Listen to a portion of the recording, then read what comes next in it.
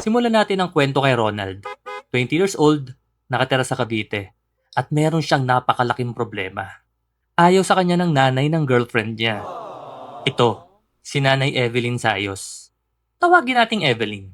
54 years old, biyuda na meron dalawang anak, na sina John, 24 years old, masipag na college student, at si Joanna, 16 years old. Siyempre siya yung jowa ni Ronald.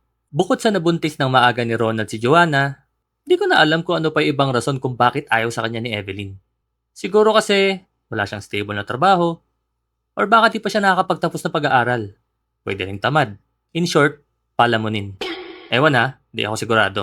Pero, ayon kasi sa mga kamag-anak at kapitbahay, si Evelyn madalas ang gumagastos para sa pagbubuntis ni Joanna. Siya pa ang nagluluto ng pagkain ng magkasintahan.